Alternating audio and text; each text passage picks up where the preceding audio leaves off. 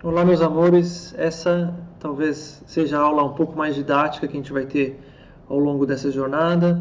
Eu quero explicar para vocês, pelo menos superficialmente, a base da programação ou reprogramação neurolinguística, para que você entenda, por exemplo, o quanto isso é importante e isso molda a sua habilidade de ser bem-sucedida ou não ao longo da sua jornada. Como qualquer linguagem de programação, a programação ela depende da linguagem. E a linguagem que o ser humano usa, a principal, é a fala. A gente vai estar usando o poder da palavra. E as palavras, elas moldam a nossa visão de mundo. Então, a forma como a gente percebe e entende as coisas está diretamente relacionado às histórias que a gente conta dentro da gente. Como eu já citei para vocês aqui em algum outro vídeo, pessoas que passaram por um processo traumático reunidas numa sala, passaram exatamente pelo mesmo processo, cada uma delas vai ter uma narrativa diferente e vai ter uma emoção diferente dentro do corpo por causa dessa narrativa e dessa perspectiva. O que cria uma visão de mundo, meus amores, é uma somatória de crenças ou de programações que a gente começa a absorver lá da nossa infância até o momento que a gente se torna adulto. Como a gente vai ver um pouco melhor daqui a pouco, quando a gente é criança, o nosso cérebro está em ondas teta, ou seja, a gente só absorve o conhecimento, sem filtro.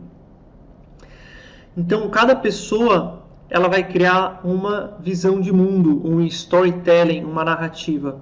E essa narrativa, meus amores, cria um condicionamento no corpo, ou seja, toda a nossa química, nosso corpo é extremamente adaptável, nosso cérebro tem o poder de se adaptar através da neuroplastia, toda a nossa química, o nosso corpo, ele se molda a essa narrativa, a essa história. A história gera uma emoção. E se a gente repete, e repete, e repete, e repete, e repete uma mesma história ao longo do tempo, a gente vai viciando o nosso corpo a estar naquele estado. Chega um momento que a gente fez esse trabalho tão bem que o nosso corpo vai para esse estado sozinho, porque ele foi muito bem programado, condicionado. Então, o poder da palavra é o que gera a programação, o condicionamento. O feedback que a gente tem do que a gente está narrando é as nossas emoções. Então, quando você sente uma emoção, isso é resultado de que história você está contando. E se você simplesmente se depara com uma emoção sem saber de onde ela está vindo, é porque o seu corpo, porque foi condicionado por causa das histórias que você contou ao longo dos anos da sua vida, está despertando sozinho. Ah, ok, talvez seja a hora de sentir essa emoção. Então, ele é a linguagem para te dizer, te dando um feedback, ei, essa história que você está contando não nos faz bem. Ei, essa história que você está narrando desperta essas emoções dentro da gente, para que a gente possa adaptar a nossa visão de mundo, mudar a nossa narrativa.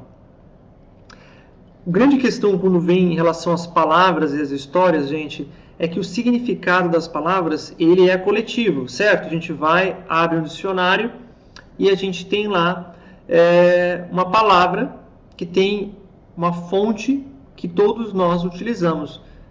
Isso na teoria. Na prática, a coisa é bem diferente. O que acontece? Se a gente pegar e perguntar para alguém o que a pessoa entende de uma palavra, é possível que cada uma vai usar um sinônimo diferente. Então, já começa por aí, que as pessoas não vão dar, muitas vezes, o mesmo significado imediato, objetivo para uma palavra. Mas isso é só na superfície, porque num aspecto mais profundo, toda palavra também tem um significado subjetivo. O que isso significa, meus amores? Que a gente vai dar um contexto para uma palavra baseado na nossa história de vida. Tem pessoas, por exemplo, que ensinam os seus filhos, as suas crianças, não falando palavrão. E aí a pessoa, em vez de dizer, sei lá, vou dizer um palavrão aqui, vocês me perdoem, ih, caralho, né? Foda-se, vai dizer, ô, parafuso. A criança que cresce ouvindo o pai gritando, ô, parafuso, com raiva e cheio de emoção negativa, vai criar uma associação muito diferente de alguém que ajudava o papai a colocar o parafuso no motor, na oficina, e tem um momento maravilhoso. Ou seja, a palavra é a mesma, mas o contexto, o significado que ficou registrado na memória celular daquela pessoa é muito diferente um do outro. Esse é o ponto-chave, meus amores, entender que mesmo as palavras, a gente pode estar dizendo a mesma palavra, mas o que a gente está colocando de significado é muito diferente. E isso gera muito conflito de programação e de associação. Gera também muito conflito na linguagem entre as pessoas, porque a gente vai dizer uma palavra, a gente está achando que está falando sobre a mesma coisa, mas o que eu associo àquela palavra e o que você associa àquela palavra são dois mundos totalmente diferentes. Existe uma grande diferença como a gente está percebendo aquelas realidades. Por exemplo, se quando você era pequena, a sua mãe usava a palavra estudar como uma coisa muito negativa, como uma coisa ruim. E aí você vai crescendo e acha que estudar é um saco, é uma coisa chata, você não quer estudar. Só que chega um dia você é adulta, você tem um trabalho, e estudar é muito importante para que você desenvolva o seu potencial. Aqui nessa jornada de transformação, parte do que você está fazendo é estudar, adquirir uma sabedoria, um conhecimento novo. Então estudar é uma coisa boa, positiva para você em todos os níveis. Mas porque houve uma associação na infância de que estudar é uma coisa ruim, já tem uma rejeição imediata no corpo, porque o corpo foi condicionado a rejeitar a palavra estudar. Aí a gente é adulto, escuta a palavra estudar e rejeita. E se a gente não está consciente, a gente vai ficar repetindo essa programação para o resto da vida, a gente nem percebe o que está fazendo. Aquela pessoa que nunca para perceber, pô, será que essa associação ela é positiva? Infelizmente, as pessoas não estão usando o potencial que o neocórtex, que é a parte mais avançada do nosso cérebro, permite, que é uma particularidade, uma peculiaridade do ser humano que nos dá o tal do livre-arbítrio, que é a capacidade de reprogramar, recondicionar, que supostamente uma parte dos outros animais não tem essa habilidade de correção de rumo que o ser humano tem. O duplo vínculo é justamente essa associação, onde a gente pode ter, ao mesmo tempo, simultaneamente, duas visões totalmente contraditórias sobre uma palavra. Por exemplo, a palavra trabalho. Imagina que o pai educou com uma série de crenças negativas em relação ao trabalho, e a pessoa é adulta e é bem-sucedida e tem uma outra percepção sobre o trabalho, mas existe aquele conflito interno, onde horas a pessoa interpreta o trabalho como uma coisa muito ruim, horas a pessoa interpreta o trabalho como uma coisa boa. Então existe o quê? Um duplo vínculo.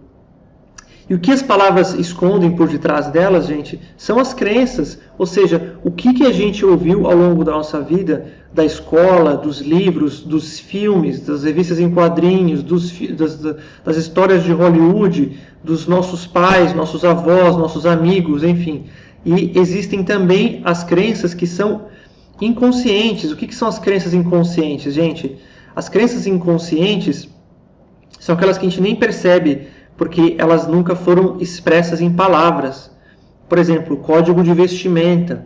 Às vezes alguém não precisa dizer para você o que é uma roupa adequada ou não adequada para determinado ambiente. Você já sabe por observação. No nosso mundo ocidental, as pessoas sentam ao redor de uma mesa, mas a mesa é um condicionamento. Em outros países, as pessoas não sentam ao redor de uma mesa. E a mesa ela está escondendo os 3 chakras básicos. Ela esconde o nosso aspecto feminino, porque a mesa é de uma cultura que veio mais religiosa, mais púdica, onde o prazer ele é equivocado, ele é errado, tem que ser escondido o prazer. Então as pessoas escondem a barriga, escondem o centro do prazer, que é o chakra sexual. Então são condicionamentos e crenças que são ocultas. Essas são as mais difíceis de perceber, porque elas nunca foram expressas em palavras. Crenças limitantes fáceis para você entender o que é, por exemplo, dinheiro não cresce em árvore, trabalho não é para ser bom, não é para ser prazeroso, quem não estuda não é bem sucedido na vida, ou ninguém te ama mais do que o papai, você não serve para nada, você é igual ao seu pai, à sua mãe. O que essas crenças causam? Por exemplo, dinheiro não cresce em árvore. A pessoa acreditar que ganhar dinheiro é uma coisa difícil, que dinheiro fácil não acontece. E eu posso trazer para vocês milhares e milhares de exemplos onde isso não é verdade, onde as pessoas ganham dinheiro sim, muito fácil, muito, muito fácil. E crença gera realidade. E eu também já vi pessoas gerar boicote, que ela está ganhando dinheiro, e aí ela arranja um jeito de perder o dinheiro, porque afinal foi muito fácil. Trabalho não é para ser prazeroso, a mesma coisa. A gente que está tendo muita alegria, muita felicidade no trabalho e fica arranjando problema, se estressando com os outros, porque não pode ser tão bom assim trabalhando. Precisa ter alguma coisa de errado na minha vida. Tá? Quem não estuda não é bem sucedido. Isso também é uma grande mentira. Por exemplo, Silvio Santos é um dos homens mais ricos do Brasil e nunca estudou da forma como o resto das pessoas. Thomas Edison, um dos maiores inventores do mundo, o homem que tem mais patentes registradas nos Estados Unidos, ele fugiu da escola, ele não fez escola. Então, assim, existem centenas e centenas de exemplos para cada uma dessas frases que mostra que, na verdade, o oposto poderia ser absolutamente verdadeiro. Por exemplo, ninguém te ama mais do que o papai.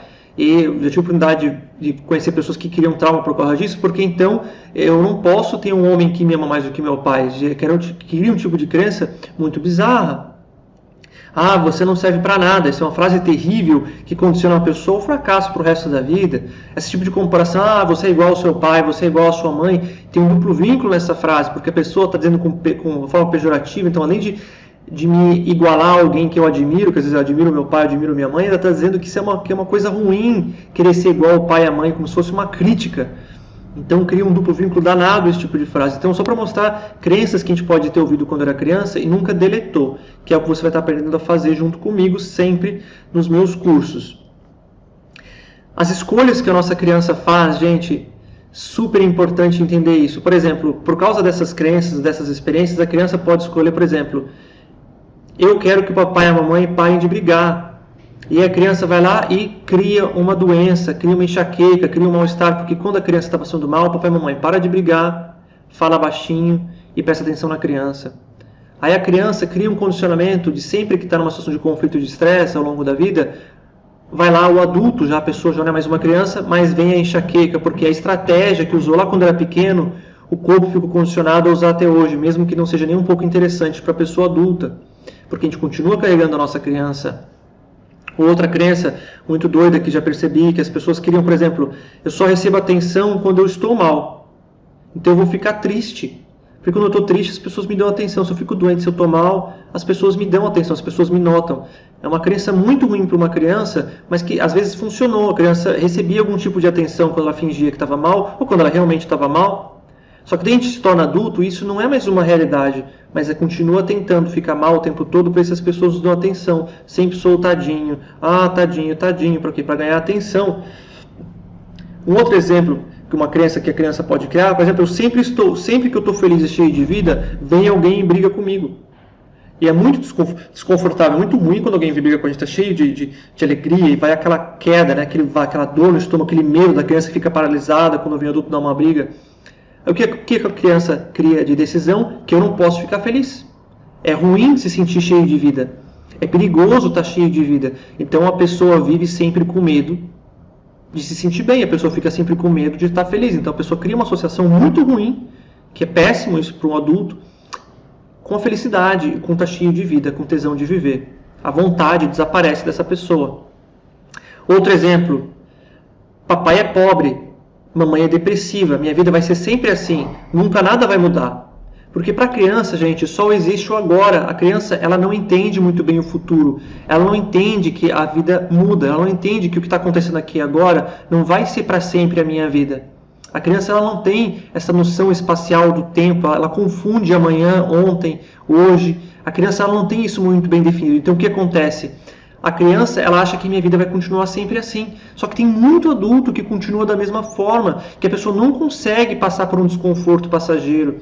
A pessoa não consegue entender que aquele prazer de uma droga, que é passageiro, também não serve, porque a criança continua falando muito alto dentro da gente. A gente não está guiando a criança para uma nova percepção de entender a questão passageira da vida, que é um dos exercícios muito importantes no budismo. Ensinar isso para si próprio, entender o aspecto passageiro da vida.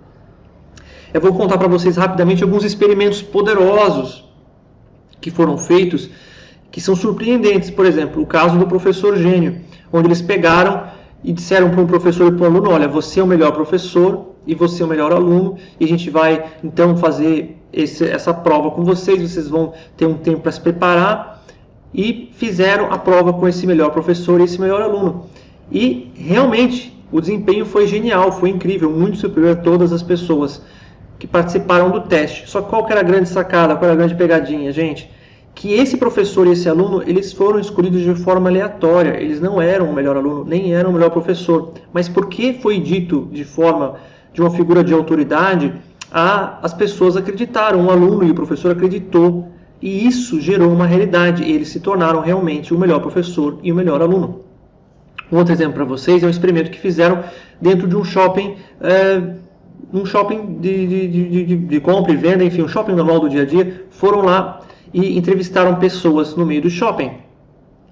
Para algumas pessoas, foi a pessoa vestida de forma normal perguntar para a pessoa: o que você acha dessa guerra entre os Estados Unidos e a China que está acontecendo agora? E a pessoa dizer: pô, mas isso é ridículo, não está acontecendo nenhuma guerra. Do que você está falando? Num outro exemplo do mesmo experimento, a pessoa ela foi vestida com roupa de repórter e com uma câmera e um cameraman. E perguntou: o que você acha dessa guerra entre os Estados Unidos e a China que está acontecendo? E as pessoas responderam como se fosse verdade. Por quê? Existe uma série de gatilhos mentais dentro das pessoas que acreditam, porque a pessoa está com aquela roupa, porque ela está com aquela indumentária de repórter, então ela é uma autoridade, ela deve saber o que está falando. Então a pessoa vai lá e finge que está por dentro, porque é uma crença social de que é errado, que é ruim dizer que a gente não sabe de alguma coisa, porque na escola a gente é punido quando a gente não sabe. Então essas são as crenças que são subconscientes, gente. Então esse experimento mostra pra gente o quanto a gente é treinado, a gente é doutrinado para ter esse respeito com uma figura de autoridade, quando na verdade às vezes a pessoa está falando uma grande besteira. O outro teste maravilhoso que fizeram foi, por exemplo, com um time de basquete, onde separaram 3 grupos de esportistas e cada um deles teve uma rotina. O primeiro, gente, foi treinado na quadra. Durante 3 semanas, eles iam lá e praticavam todos os dias o arremesso livre por algumas horas. O outro grupo não fez nada, ficou parado em casa. Durante o mesmo período de tempo, eles não fizeram nenhum tipo de prática. O terceiro grupo foi o grupo que fez o seguinte: eles ficaram fazendo uma visualização de que eles estavam acertando a cesta do arremesso de 3 pontos. Qual você acha que foi pior desses 3? Quem foi pior foi o grupo que não fez nada, ficou só sentado em casa sem fazer nada. Agora, quem você acha que foi o melhor? Bom, quem foi melhor disparado, mas disparado mesmo, foi quem visualizou, não foi quem praticou. Porque a visualização nos faz sempre acertar. Quando a gente vai lá e visualiza na mente, a gente sempre acerta. Então a gente se educa, a gente se ensina para a vitória, para ser bem sucedido. Quando a gente vai para a realidade e a gente não consegue fazer alguma coisa, a gente às vezes pode estar se educando para o fracasso se a gente não tiver um diálogo positivo muito bom, que é o que a gente aprende aqui. Então a gente pode ir para a prática, mas ter uma visualização e ter um diálogo positivo, que daí a gente vai ter um retorno melhor. Os testes da NASA, que é um outro experimento muito legal, é que justamente a NASA dedica horas e horas do treinamento do astronauta a ele fazer visualização da cabine, do cockpit. Quem faz isso também são os pilotos de avião em treinamento, ou seja, a pessoa ela vai visualizar o voo antes de ir para o voo, ela vai imaginar a situação perfeita antes de ir vivenciar a experiência, e existe um grande sucesso quando fazem esse tipo de prática. Da mesma forma eles fizeram com a NASA, para pessoas que se imaginavam fazendo o exercício físico, o astronauta imaginar que está fazendo o exercício, da mesma forma como ele faz, e ele teve crescimento celular igualzinho como se estivesse fazendo os exercícios. Ou seja, você imaginar que você está fazendo o exercício durante o mesmo período de tempo que você estaria fazendo o exercício, tem o mesmo resultado no seu corpo físico. Ou seja, você não precisa estar fazendo o exercício se você imaginar. Que é um ótimo exemplo. A gente fala do caso do Dr. Constanza, que é um cara que eu admiro pra caramba, um excelente, maravilhoso curador, onde ele um triatleta, sofreu um acidente e disse que nunca mais ia andar, que ia ficar paraplégico. Enquanto ele estava no hospital, ele já sabia do poder da mente dele, ele pediu para que as pessoas trouxessem fotos da chapa, das costas dele, onde estava danificado, e pediu para que abrissem uma página do livro de medicina onde mostrava a coluna dele e o corpo dele por dentro. E ele ficava imaginando a coluna dele se consertando e ficando igualzinho, perfeito como estava no livro. E adivinha o que? Depois de 6 meses ele estava de volta a praticar como triatleta. Ou seja, ele foi contra todo e qualquer diagnóstico dos médicos. Se ele tivesse acreditado naquelas falas dos médicos, ele teria ficado paraplégico, tetraplégico. Só que, gente, ele se negou e usou o poder da mente dele, e ele é uma prova, como muitas outras, porque existem dezenas e dezenas de casos como esse, de que a nossa mente consegue reverter, ou seja, a nossa crença consegue reverter qualquer realidade. A mesma coisa é o efeito placebo, que 25% da eficácia de qualquer remédio que tem no mercado hoje é devido ao placebo. Ou seja, se você tomar uma pílula de farinha hoje, você tem 25% de chance de curar o câncer, por exemplo, porque a pessoa acredita que aquele é um remédio que cura. 25% das pessoas que se submetem ao tratamento vão se curar. Então, para que seja um remédio, precisa ter 26%, 27%, ou seja, precisa ser só um pouquinho acima do placebo para ser considerado um remédio, gente. E isso é um fato notório e sabido na ciência, só que as pessoas fazem vista grossa para isso. Tá bom? Ah, tá, isso é placebo. Ah, isso é placebo. Não, está dizendo o seguinte, que 25% de qualquer cura no planeta é devido à autocura, é o corpo curando a si próprio, gerando toda a química necessária e toda a transformação interna para que haja uma cura perfeita. Da mesma forma, gente, existe o nocebo, que é a crença negativa. Ah, glúten me faz mal, a pessoa se auto-hipnotiza para ficar mal. Ah, se eu fizer isso eu vou morrer. Ah, se eu fizer isso eu vou me dar mal. Ou seja, a gente é condicionado para o ruim também. Então o placebo nos leva para a cura e o nocebo nos leva para a situação de mal-estar. Por isso que é muito prejudicial para as pessoas essas crenças, de que isso faz mal, isso mata, isso não sei o que, não sei o que lá. Ou seja, a gente está sendo já condicionado pela mídia ou pela informação que a gente está recebendo de que algo nos faz mal. E isso é crença, e crença gera realidade. Então a gente precisa saber que a crença positiva ela se sobrepõe a qualquer crença negativa. E aí que vem a questão das curas milagrosas, como por exemplo, já vi isso, vídeos gravados na China, dos médicos fazendo imposição de mão e em tempo real mostrar ali o ultrassom e mostrando o câncer desaparecendo em tempo real, gente. E aí depois o médico entrevistado ele diz que eles fazem imposição de mãos e fazem o reiki, mas o que realmente está curando a pessoa é a pessoa, que eles estão ali só para representar aquele papel para a pessoa, porque o corpo está se curando sozinho, ou seja, eles já sabem disso na China.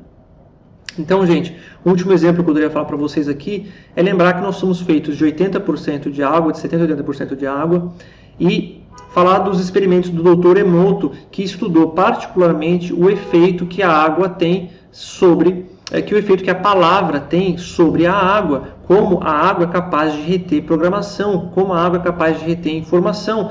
Porque quando ele cristalizava a água depois de submeter ela a determinadas palavras, ela formava cristais maravilhosos de gelo. Ou quando as palavras eram negativas, ou quando era uma água desenergizada, ela não formava absolutamente nenhum cristal. Ou seja, ela estava totalmente sem informação ou com a informação quebrada, uma informação negativa. Então, um dos exercícios que ele fez foi, quando ele descobriu tudo isso, ele deu um passo além, é pegar o arroz, ferver o arroz, colocar o arroz mergulhado em água, e depois ele colocou etiquetas, ou ele dizia palavras para cada um dos potes de arroz, eram 3 potinhos de arroz. O potinho que recebia boas palavras, ele dali um mês ele ainda estava preservado e se tornou uma bebida fermentada de boa qualidade.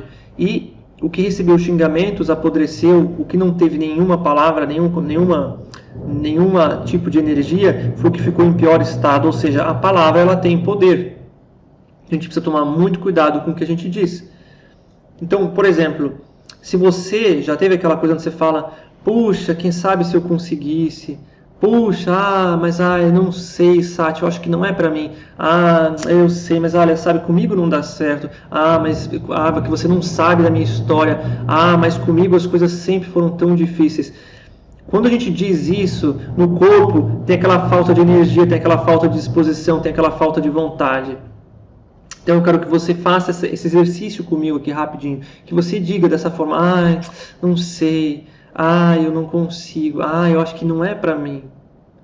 Agora eu quero que você diga, eu sei que eu sou capaz, sempre eu consigo, quando eu decido alguma coisa, as coisas funcionam. E você percebe imediatamente como existe uma mudança interna no nosso corpo. Isso é porque o nosso subconsciente está sempre nos escutando. Então, se você decidir alguma coisa, vai se tornar uma verdade. O Henry Ford, que foi um dos grandes cientistas do nosso planeta, que criou a indústria Ford, ele criou a linha de produção, linha de montagem, ele dizia, se você me disser que você é capaz, ou se você me disser que você não é capaz, você está certo em ambas as frases, ou seja, ele já entendia que a nossa crença é o que importa, é a gente que decide. Então, quando você estiver aqui fazendo todo esse processo, essa jornada, entenda o poder da palavra, decida o que você quer, diga e diga com atenção, com cuidado, cuidado com as coisas que você fala, crie crenças positivas, fique atento na programação que você está dizendo. Vou te dar um exemplo do quanto pode ser poderoso isso. Imagina agora que você está com um limão na sua boca. Imagina o gosto do limão. Sente o gosto do limão. Você consegue sentir? Começa até a dar aquela azedadinha na boca, né? Você sente aquela... Pois é, só que não tem limão nenhum na sua boca. Você está só imaginando. É o poder da sua imaginação gerando a sensação e o efeito fisiológico, porque o corpo responde a esse estímulo como se fosse real. Um outro exercício que eu quero que você faça agora, se você puder, é você levantar. Se você puder, levanta e gira o corpo. Você fica em pé, retinho assim, e você gira o corpo, vê até onde você consegue levar o seu dedo. Você gira o seu dedo até onde você puder. E agora, você volta para frente. E agora eu quero que você feche os olhos. Agora eu quero que você se imagine fazendo esse mesmo movimento que você acabou de fazer. Só que você indo um pouquinho mais, você indo um pouquinho mais longe. Agora abre os olhos e faz de novo o movimento e vê até onde você consegue ir. Ótimo, agora volta de novo para frente, fecha os olhos e faz essa última visualização. Se você não fez o exercício ainda, dá um pause e faz, porque é bem interessante. O que você vai fazer agora? Fecha os olhos e imagina você fazendo, dando essa volta que você deu agora. Você vai virar para trás e dando a volta, só que imagina que você está fazendo isso como se você fosse a mulher elástico. E você dá uma volta sobre si mesma e uma segunda volta sobre si mesma. Você dá várias voltas. Você consegue ir ilimitadamente dando várias voltas e várias voltas e várias voltas e várias voltas. Ótimo. Agora que você visualizou isso, eu quero que você abra os olhos e faça de novo mais uma vez esse movimento. Você viu o quanto mais longe você conseguiu ir? Isso é o quão rápido e o quão poderoso, gente, o quão forte é as nossas crenças, o quão intenso é o poder da nossa mente. Então, eu quero que você entenda o poder que a nossa cabeça tem, que as nossas crenças têm. E aí que tem a chave da mudança positiva. Qual que é a chave da mudança positiva, gente? Tem duas formas de a gente mudar o nosso cérebro. Até está escrito errado aqui no slide, vocês me perdoem. Quais são as duas formas de mudar o nosso cérebro? A primeira forma de mudar o nosso cérebro, gente, é através das ondas θ, ou da hipnose, que é como é a nossa infância. A criança até os 7 anos ela está em ondas θ, ou seja, ela está só absorvendo informação, como a gente conversou em outros momentos aqui. A outra forma de mudar a nossa mente, gente, é através da repetição. Quando a gente medita, a gente também consegue entrar em ondas θ. Por isso que é tão bom a gente fazer a meditação e os exercícios que você vai estar aprendendo aqui quando você for iniciar as práticas, que é fazer o Prime, porque você vai estar em ondas de meditação e o seu cérebro vai registrar muito mais poderosamente a programação e o condicionamento que você vai estar fazendo com os exercícios, ou seja, você vai estar multiplicando por 10 o efeito, porque você vai estar colocando o seu cérebro no estado mais próximo do estado de hipnose, que é as ondas θ. Então isso é muito importante. Tem pessoas que não são hipnotizáveis. Sabe por quê, gente? Porque a pessoa não consegue entrar em ondas θ, a pessoa não consegue acessar a criança interior, ela está bloqueada. Isso quer dizer que é um estado definitivo? Não, isso quer dizer que existe uma desconexão entre os polos, os hemisférios do cérebro, existe uma desconexão entre o cérebro também e o corpo, ou seja, existe uma desarmonia no sistema neural. Isso pode ser curado através dos exercícios que a gente vai estar fazendo aqui, e existe uma série de técnicas para curar isso de forma definitiva. Nos casos mais sérios possíveis existe cura. É óbvio que não segue a ciência convencional, mas existe mais de uma técnica que gera essa reharmonização, ou seja, todo mundo é hipnotizável. Se não é hipnotizável hoje, é porque existe um bloqueio por causa de trauma, algum processo de infância. Então, quando você medita, você está puxando o seu corpo para esse estado. A repetição, gente, ela é muito mágica também, porque ela vai reprogramando a mente através da neuroplastia, como a gente vai conversar na formação de hábitos também em outros vídeos que você já assistiu. Da interação entre o corpo e a mente e o corpo. A nossa mente, quando a gente pensa alguma coisa, a gente tem uma crença, uma narrativa, vai gerar uma emoção no nosso corpo. As nossas crenças e pensamentos, como quando a gente está interpretando uma situação, pode ser negativa, pode ser positiva, vai gerar uma emoção negativa ou positiva. Se eu interpretar uma situação de uma forma como uma oportunidade, como uma chance de sucesso, eu vou me sentir bem. Se eu interpretar como um desafio terrível que eu não tenho condições de enfrentar, eu vou me sentir com medo e assustado. Ou seja, a minha narrativa vai gerar uma emoção no meu corpo. Então, a minha mente vai gerar uma reação no corpo. Então, é da mente para o corpo. Só que da mesma forma, o nosso corpo também induz a mente. Se a gente condiciona o nosso corpo a sentir uma emoção muito tempo ao longo da nossa vida, de repente o corpo vai ligar sozinho e a mente vai tentar validar aquela sensação negativa, que esse é o ponto-chave. Se a gente não aprender a limpar a nossa memória retida, se a gente não aprender a limpar nossos traumas de infância que estão guardados na nossa memória celular, durante o dia você vai sentir emoções ruins e a sua cabeça vai tentar arranjar bons motivos para você estar se sentindo mal.